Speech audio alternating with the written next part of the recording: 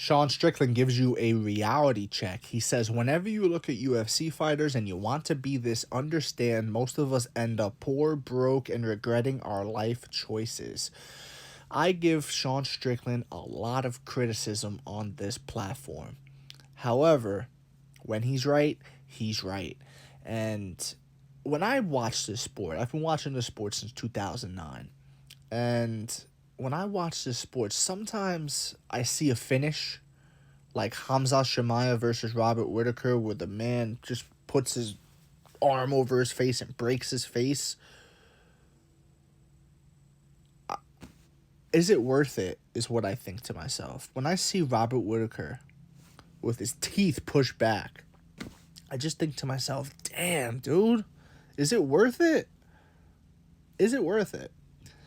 And Robert Whitaker, believe it or not, got off easy. And what do I mean by that?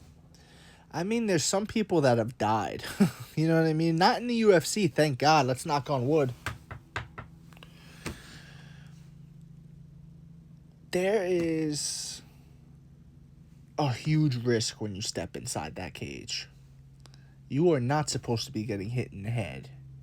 You're not supposed to be getting kicked in the head, kneed in the head, punched in the head. It's not supposed to happen. But yet they sign up for it. Whether it's the money, the glory, the lifestyle, all of the above. It is what it is. And Sean Strickland's right here, guys. Dana White famously said, do you want to be a fighter? And when he said that, he was saying it because a lot of people get hypnotized by the glamorous lifestyle of, being a fighter, walking into a bar and people knowing who you are. That's the fighter guy. Girls coming up to you, hi. You know what I mean? All this great stuff that's happening because you're in the UFC and all things like that. But if you don't take this serious, if you're not truly putting the time in, this sport will eat you up and chew you out. Okay? So many surgeries these guys have. Look at Jamal Hill. Okay? A lot of people don't like Jamal Hill. I don't like some of the things he says, but personally, I view Jamal Hill as someone like myself, right? A human being. Like, that's how I view these guys. I don't put them up on a pedestal or put them lower or because I don't like them like I see a lot of fans do. Try to avoid that, guys. Don't hate these guys. They are fighting for your entertainment, right? Jamal Hill, I think, how old is Jamal Hill? He's 33 years old, and he's only like a year and a half removed from an Achilles injury, okay? An Achilles rupture. Had to have surgery on his Achilles. That's what took out Kobe Bryant, guys. Like, an Achilles is no joke. And it happened in a freak thing where he was playing basketball, of all things. It didn't even happen in a practice, it's just one of those things where this sport is designed to eat you up and spit you out, this sport. You've got the practices that are hard, okay? If you do hard grappling, you're going to feel it the next day. You're going to feel it in your bones, guys. I'm nothing special. However, I did do jiu-jitsu for a bit. I did it like an idiot. And I would be a weekend warrior. And I'd be off, let's say, work for 2 weeks. And I'd say, I'm going to go to my jiu-jitsu gym every day, every class, and try to fit in like 32 classes in 2 weeks, going 3-4 times a day. And there were times where I'm on class number 18, and this is my third class of the day. Or when I'd wake up in the morning at 6 a.m., I would wake up really like 5:30 because I'd have to get over there by 7. My bones would hurt, bro. It's like a feeling I've never felt before. Your bones hurt. It's not like, oh, you got a black and bruise and my arm hurts. Like, no, the bone in your arm hurts. The bone in your elbow hurts. You know what I'm saying? Like, the bones hurt. It's different. And of course, I wasn't doing it right? If I was to go back, I would try to crawl before I walk and do all these things, blah, blah, blah, and not be an idiot. But the point stands, dude.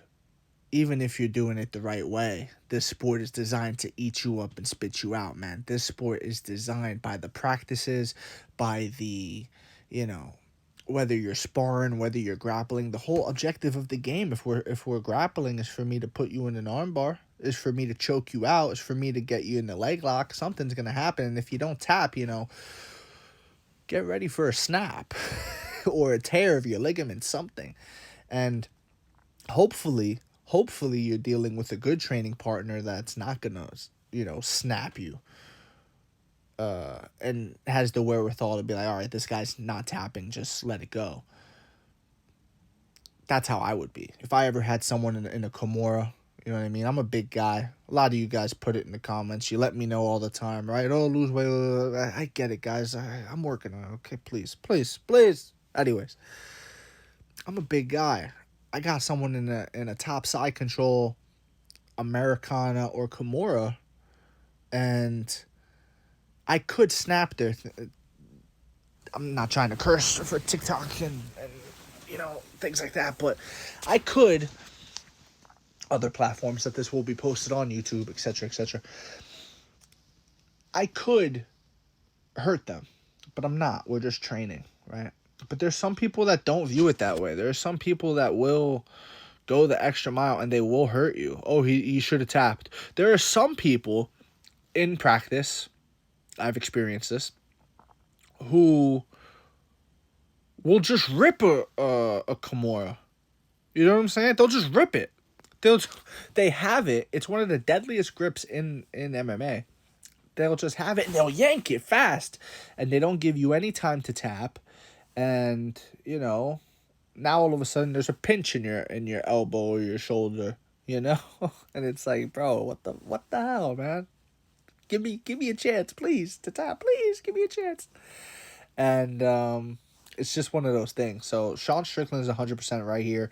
This sport is designed to eat you up and spit you out, and it's not all fun and games. And if you're not on your A game, if you're not focused, not everybody can be John Jones, okay? Not everybody can be John Jones and be partying 1 second and then doing this second. You know what I mean? Not everybody can do that. If you are not 100%, you can get really hurt in this sport. There's brain damage, there's brain bleeding, there's all sorts of things that come from fighting that are just consequential. And here's the thing too.